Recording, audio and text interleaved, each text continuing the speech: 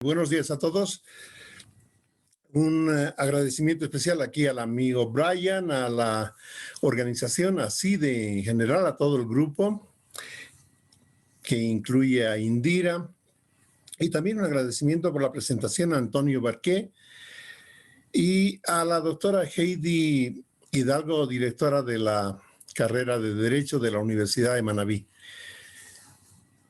Voy a empezar la charla para que no nos dilatemos más, porque me imagino que todos están ya con ganas de escuchar cosas más interesantes.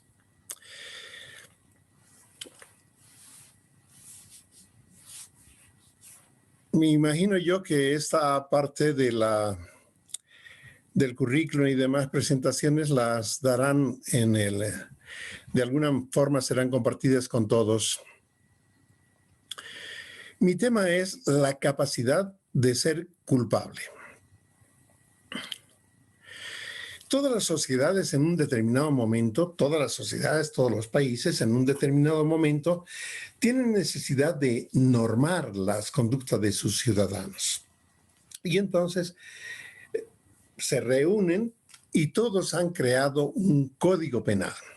Un código penal, un código de procedimiento penal y a veces un código penitenciario o una ley penitenciaria. Se han creado entonces en todos los países unas normas de conducta. Ahora bien, estas normas de conducta no necesariamente son iguales en todos los países. Y entonces entramos en el tema de qué es delito. Y delito es toda conducta descrita por la ley cuya consecuencia es la pena o las medidas preventivas o represivas. Pero ahora bien, el tema estamos hablando de que es un delito y el delito en realidad es un constructo, es algo que todos los países han llegado a configurar. Y entonces se está planteando que es una conducta descrita por la ley de cada país y que tiene unas consecuencias. En la teoría general del delito se habla de esto, es decir, que se habla de cómo se configura el delito. Y hablamos de ese constructo, un concepto de delito que es el inicio de la teoría general del delito, pero que tiene que coincidir en cada país con el derecho penal positivo, es decir, con el código penal de cada país para que podamos entender ese concepto. Pero en general vamos a tener dentro de esa teoría general del delito, una serie de elementos con los que, de alguna manera, planteamos el hecho de que es la forma de configurar un delito y que se vaya la forma en que también tiene la persona de defenderse de esa acusación. ¿Qué pasa si están dados los presupuestos de incumplimiento? Se solicita la violencia penal del Estado, que se va a traducir en la cárcel, el hecho de privarte de tu libertad como consecuencia de haber infringido la ley. Delito, entonces, es una descripción del comportamiento elaborada por el legislador de cada país, bajo cuya base puede sobrevenir una medida de seguridad o una pena. Para que nos entendamos, por ejemplo, no es en relación al delito, pero sí es en cuanto a la sanción, en este caso en relación a la teoría de la pena. En el Código Orgánico Integral, en el COI, el artículo 141, el feminicidio, dice la persona como resultado de relaciones de poder, será sancionada con una pena privativa de libertad de 22 a 23 años. En la ley 348 de Bolivia, en el artículo 7 y en el artículo 252 bis del Código Penal, dice, se sancionará con la pena de 30 años de presidio sin derecho a indulto. Lo que estamos hablando es de un determinado delito, pero que ese determinado delito va a tener una sanción muy distinta en cada país. De igual manera como esto, vamos a tener también que en la codificación penal, la definición de delito, la tipicidad, va a variar en cada país. Pero en todos los países, en todos, vamos a hablar de que los elementos que van a constituir el delito son la acción, la tipicidad, la antijuridicidad, la culpabilidad y la punibilidad. La acción está hablando del hecho de que tú realices un determinado acto con el cual vas a modificar la realidad. Bien, pero ahora esta acción tiene que ser voluntaria. Es decir, Creus decía el querer interno, o sea que dentro de la persona decide que, a pesar de saber que está mal, toma una determinada acción.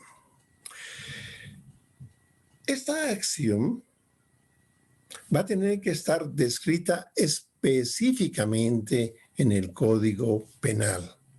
De manera que se habla de la tipicidad en sentido de decir que esta acción que ha sido cometida de forma deliberada y de forma voluntaria está descrita específicamente en el Código Penal.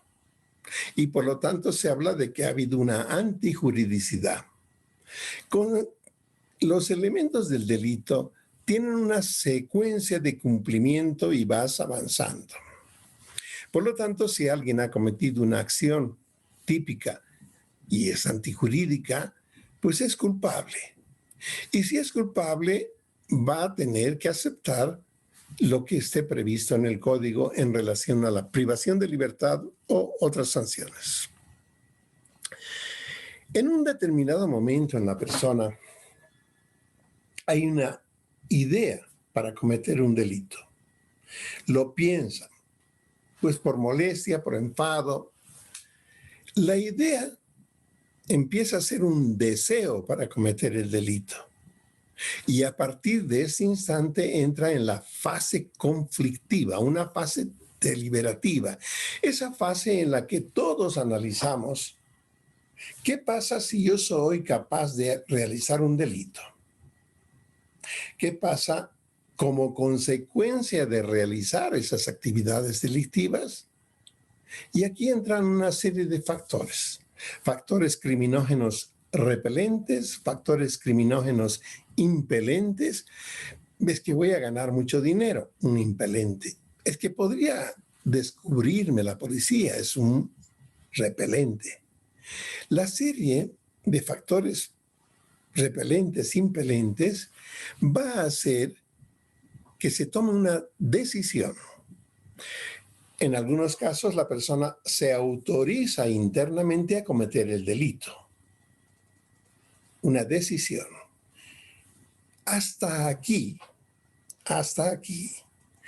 todo esto que hemos relatado, la ideación, el deseo, el conflicto, la decisión, es un predelito, porque nadie te puede castigar, nadie te puede sancionar por el hecho de que tú hayas pensado todas estas cosas.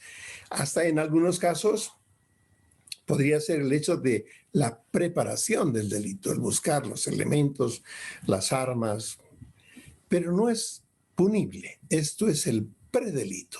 Entonces, cuando empieza la acción, en la ejecución empiezan esos elementos que hemos hablado. Acción que debe ser típica, antijurídica y por lo tanto la persona que ha realizado esa acción es culpable y puede ser castigada. Entonces hablamos de que el delito es una acción o omisión típica, antijurídica, típica, culpable y punible. Acción o omisión es verdad porque eso no lo hemos dicho. La persona puede hacer algo o no hacer. El hecho, por ejemplo, de no darle de beber a un bebé es una omisión y el bebé va a morir, pero no es por una acción, sino es por una omisión. Y llegamos entonces al punto de la culpabilidad. Y aquí entra el hecho del tema de la conferencia de hoy. En materia de culpabilidad no existe una opinión unánime respecto a cómo definirla. Por eso se habla de que la persona está en relación a que cumple los elementos del delito. Pero en esta pueden haber conceptos causales, o sea, la persona es culpable porque está pensando voluntariamente y realiza una actividad en el exterior que va a hacer una transformación. Pero el sujeto activo del delito tiene que tener y está utilizando componentes psicológicos, sabe de la normativa y quiere llegar a un punto final que ha trazado cuando ha decidido cometer el delito. Algunos autores aquí hablan del tema de las teorías finalistas. La teoría finalista de la acción dice que tú vas a ser castigado siempre que llegues al final de todo lo que tú has planificado en tu idea de cometer el delito. La culpabilidad tiene dos formas, dolo y culpa. La primera es una intención, la segunda negligencia. Porque se podría hablar también en algunos casos en el hecho de que se cometa una determinada acción, pero que no haya sido voluntaria, no haya sido querida por el autor.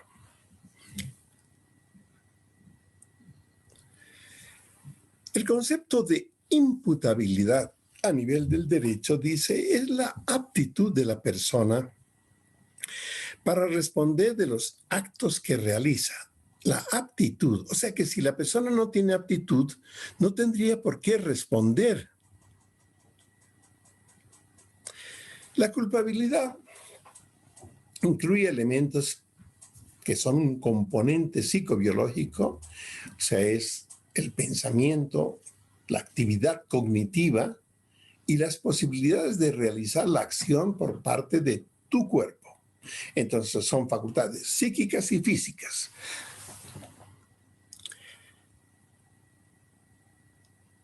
La imputabilidad es la posibilidad de imputarle a alguien un delito porque se considera que es culpable. En la culpabilidad hay dos ideas muy distintas y que nos sirven para fundamentar esta conferencia de hoy. Por una parte, mi amigo y profesor, el don Francisco Muñoz Conde, él plantea la capacidad de ser culpable. Es decir, que la persona, si no reúne los requisitos psicobiológicos, no tendría la capacidad para ser culpable. Por lo tanto, no tendría la capacidad de ser sancionado. En el caso del profesor Jacobs de Alemania, él plantea si es posible reprocharle el delito al autor del hecho. Entonces dice, si la persona que ha cometido el delito no tiene un coeficiente de inteligencia superior a los 70 que se habla a nivel internacional, coeficiente intelectual de 70, pues si tiene menos, no se le puede reprochar el delito. Por lo tanto, no le puedes castigar. En el otro caso del profesor Muñoz, él habla de cumplimiento de dos componentes, psicológicos y biológicos. El psicológico entraría en ese, pero el biológico también hablaría el hecho de que alguien, si ha consumido algo de alcohol, no tendría toda la capacidad para ser culpable. Entonces, estamos hablando de que habría un componente que es el psicológico, cognoscitivo, intelectual y uno de voluntad volitivo.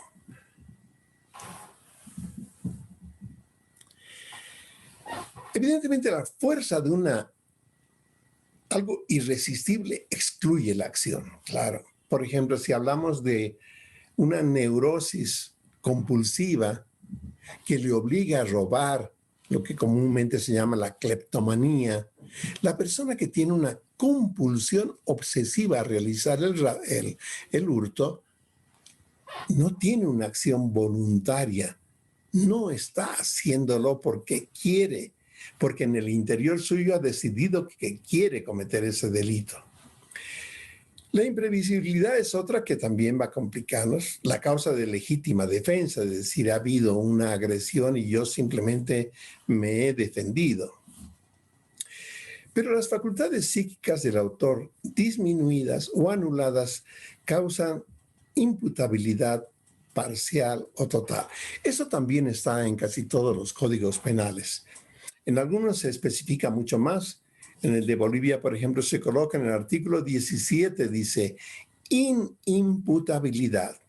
Un caso, por ejemplo, en el que hay un trastorno tal como una fase delirante de una esquizofrenia, implica que esa persona está dentro de lo que indica el artículo 17, inimputable.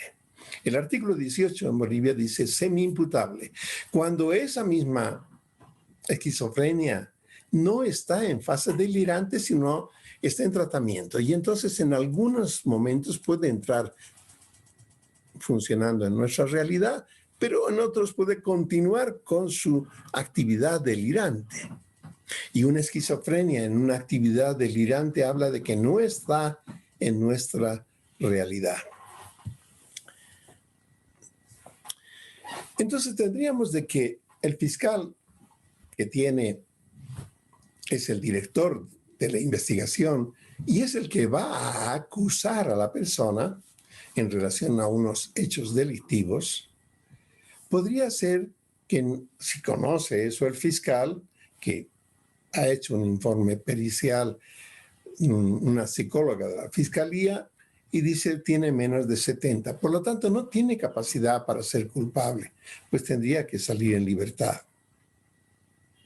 Si el informe pericial tiene algo más, aquí entraría en el tema del juicio, porque entonces habría que ver hasta qué punto era eso y habría que realizar en el juicio el análisis y el informe del psicólogo forense que diga si tenía o no tenía capacidad de ser culpable o que la capacidad que tenía estaba atenuada. Va a estar fundamentado entonces en que nosotros, ya sea como abogados de la defensa, de parte de la fiscalía o como psicólogos, vayamos a valorar que en el momento de la producción de los hechos, el momento de los hechos, ¿qué pasaba? La persona quería voluntariamente realizar el acto, sabía que estaba mal, que estaba penado, y a pesar de eso decidió cometer el delito. Muñoz Conde dice, el concepto que tiene una base psicológica comprende el conjunto de facultades psíquicas mínimas que debe poseer un sujeto de autor un delito para ser declarado culpable. Por lo tanto, entonces nosotros, en el momento en que vamos a defender a una persona, deberíamos buscar hasta qué punto puede o no puede ser culpable nuestro cliente. Porque claro, la fiscalía no tiene por qué estar tan pendiente de estos datos.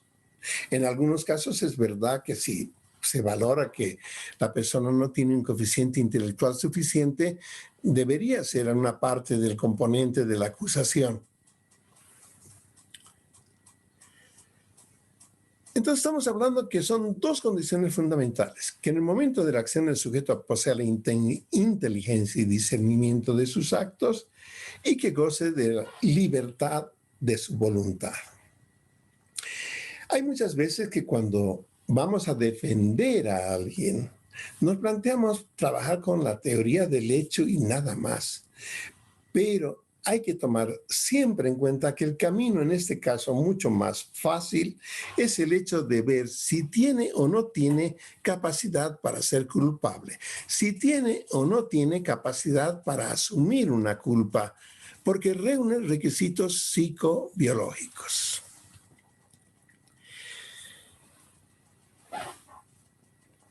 El fundamento de la culpabilidad es la libertad, en que el sujeto, dentro de sus posibilidades, puede elegir una determinada forma de actuar o evitarla, dentro de sus posibilidades. Pero ¿qué pasa, por ejemplo, si una persona ha bebido una determinada cantidad de alcohol? Su capacidad para analizar la situación está atenuada. ¿Qué pasa si la persona ha estado tomando tranquilizantes? también su situación es distinta de una persona normal. Por lo tanto, en todo esto, como abogados, deberíamos, una vez que tenemos el caso, trabajar en la parte esta de ver primero si nuestro patrocinado tiene o no tiene capacidad para ser culpable. Es verdad que en algunos casos podríamos hablar de hechos como un asalto. Bien. En este caso el asalto, dice mi defendido, pues está asaltando y con lo cual no tiene. No, hay otra serie de argumentos que podríamos trabajarlos.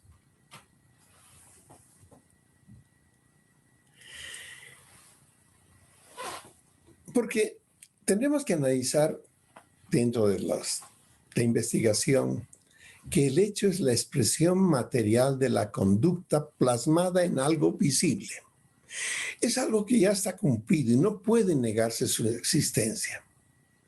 En este caso, si la declaración de la víctima dice, vino a asaltarme con un cuchillo, tenemos una complicación porque hay una expresión material de la conducta en la que está amenazando con algo peligroso, potencialmente peligroso.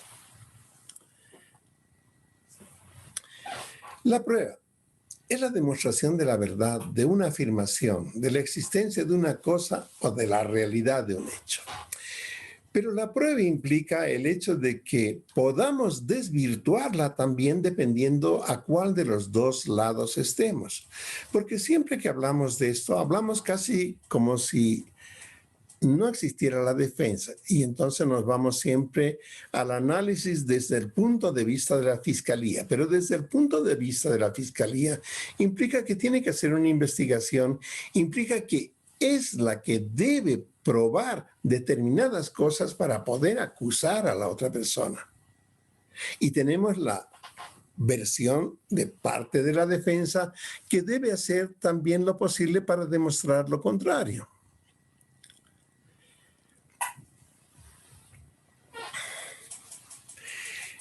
Aquí va a entrar por una parte lo que dice Aquilino Palacio, el hecho de encaminados a generar la convicción judicial acerca de la existencia o inexistencia, la veracidad o la falsedad.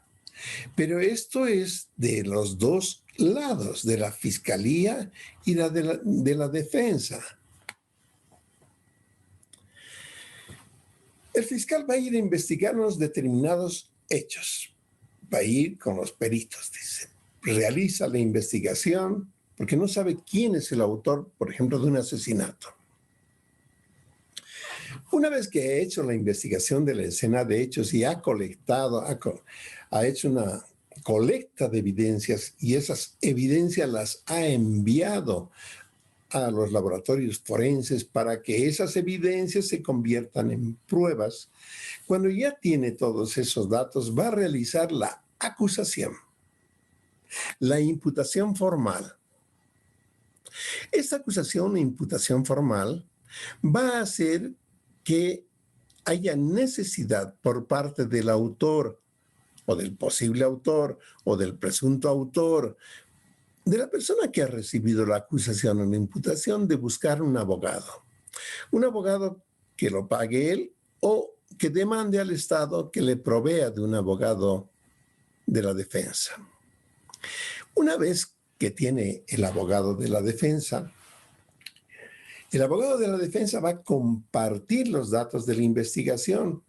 En Bolivia se llama cuaderno de investigación. No recuerdo muy bien cómo era en Ecuador.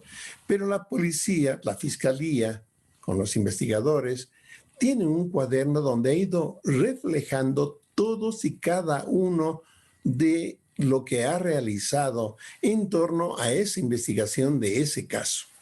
Y el abogado de la defensa tiene la posibilidad de ir a leer eso y enterarse qué cosas se han hecho y qué cosas no se han hecho. Es verdad que, como veremos un poco más adelante, en ese momento el abogado tiene que tener su teoría propia del caso.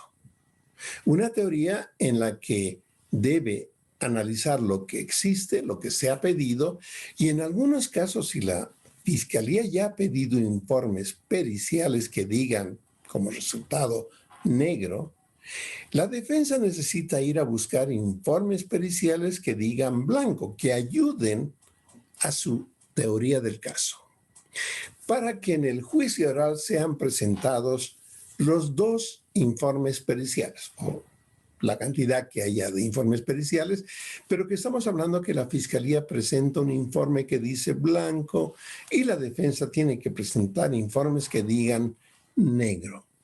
Ambos informes van a ser presentados en el juicio oral, porque el juicio oral es controversial, es contradictorio, porque los dos informes van a ir a ser presentados. Más aún, la Fiscalía tiene que tener su teoría del caso y la defensa tiene que tener su teoría del caso.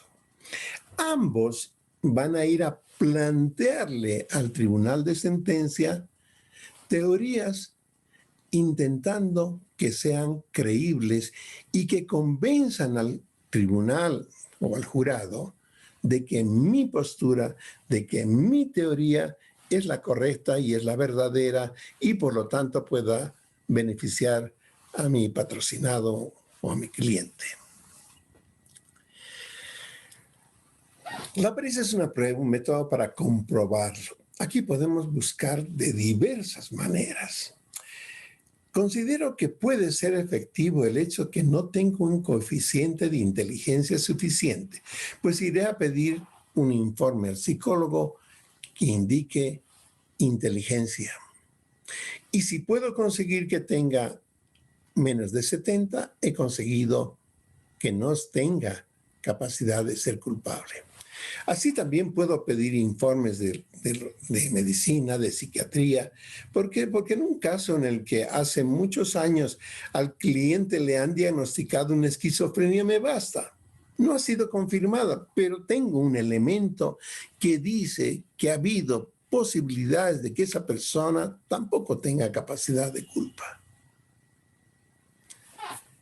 Así podemos encontrar varios peritos que pueden realizar informes periciales que beneficien a nuestra teoría. El perito debe ser una persona ajena al proceso, debe ser una persona que tenga formación reglada por instituciones y que debe aceptar voluntariamente aplicar sus conocimientos. Lo normal es que si tú eres abogado de la defensa, solicites al tribunal que te acepte nombrar un perito. Va al juzgado, jura que va a desempeñar el cargo de perito y realiza la pericia. Las pericias pueden ser de diferentes formas. Hoy en día, a nivel, por ejemplo, del ADN, podemos encontrar infinidad de pruebas forenses, ya sea para identificar al sujeto culpable o por el hecho de decir que no estaba presente. Por ejemplo, si hablamos de una violación múltiple y dentro de la vagina de la víctima se han encontrado 2 o 3 muestras de ADN, pero no está del que yo estoy defendiendo, que estoy patrocinando, pues tengo una forma básica, fácil, para decir que no está probado que haya él tenido actividad. Evidentemente, en algunos casos, la víctima y el fiscal puede hacer valer simplemente el hecho de que la víctima es la única testigo. No podemos hacer nada así. También podemos en ese caso buscar una valoración del testimonio por parte de una psicóloga para el hecho de deslindar un poco si es verdad o no es verdad lo que dice la víctima. Y entramos en lo que hace un momento decía, la teoría del caso. Porque en ambos casos, por parte de la Fiscalía y por parte de la defensa, debe haber una teoría del caso. En algunos casos yo hablo de que debe haber primero una teoría del hecho. ¿Cómo ha sucedido? Y como consecuencia de la teoría del hecho, paso a la teoría del caso en el que voy a plantear cómo demuestro, cómo invalido, cómo atenúo pruebas de parte de la fiscalía, la teoría del caso. La teoría del caso es el resultado de la conjunción de la hipótesis fáctica de lo que se ha realizado en relación a los componentes, en relación a las leyes y la parte que yo puedo probar. Nos permite presentar el caso ante el tribunal de una manera sólida, creíble y seria, a fin de convencer al tribunal de que mi teoría del caso es la correcta.